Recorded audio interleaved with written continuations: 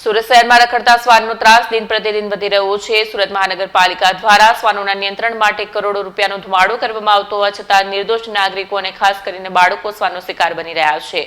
ત્યારે ભેસ્તાન વિસ્તારના ગણેશનગરમાં પણ એક હૃદયદ્રાવક ઘટના બની, જેમાં ઘર પાસે રમતા 4 વર્ષના બાળક પર શ્વાને હુમલો કર્યો। મળતી માહિતી મુજબ ભેસ્તાન ગણેશનગરમાં રહેતા શ્રમિક પરિવારનો 4 વર્ષનો માસૂમ પુત્ર અંશકુમાર ઘર પાસે રમી રહ્યો હતો। આ દરમિયાન અચાનક એક શ્વાને તેના પર હુમલો કર્યો અને જોરદાર બચકું ભર્યું, જેના કારણે બાળક ગાલના ભાગે લોહીલુહાણ થયું। બાળકની ચીસાચીસ સાંભળી પરિવારજનો દોડી આવ્યા અને મહામુસીબતે બાળકને છોડાવ્યો। બાળકની હાલત ગંભીર હોવાથી તેને તાત્કાલિક 108 મારફતે સુરતની સિવિલ હોસ્પિટલ લઈ જવામાં આવ્યો। હાલમાં સિવિલ હોસ્પિટલમાં સારવાર કરાવવામાં આવી રહી છે। બાળકના પિતા કમલ કુશવાહા અને માતા રેખા કુશવાહા ઘટનાથી ભારે આઘાતમાં છે।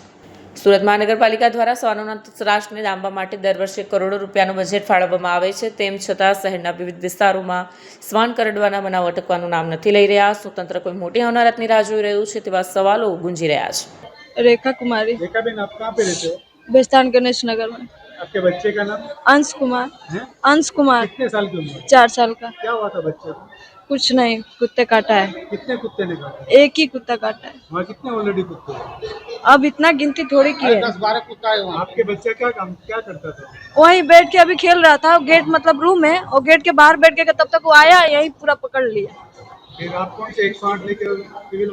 और वो छोटा हॉस्पिटल पे ले गए थे, वहाँ सिविल में, उसके बाद यहाँ आए लेके। आपका नाम क्या है? कमल कुशवाहा। आपके बच्चे का नाम? अंश कुशवाहा। फिर क्या हुआ? वो कुत्ता काटा, मैं ड्यूटी था, मालूम पड़ा तो मैं आया, सिविल लेके गया, सिविल से यहाँ आया, कितने कुत्ते थे? एक कुत्ता काटा। अभी यूपी के बिहार के हो? बिहार का ये राजस्थान में कौन सी जगह पे? गणेश नगर। आप क्या कहना चाहोगे? तंत्र को क्या है कहना? यही कहना चाहूंगा कि उसको पकड़ना चाहिए, वो पागल कुत्ता है।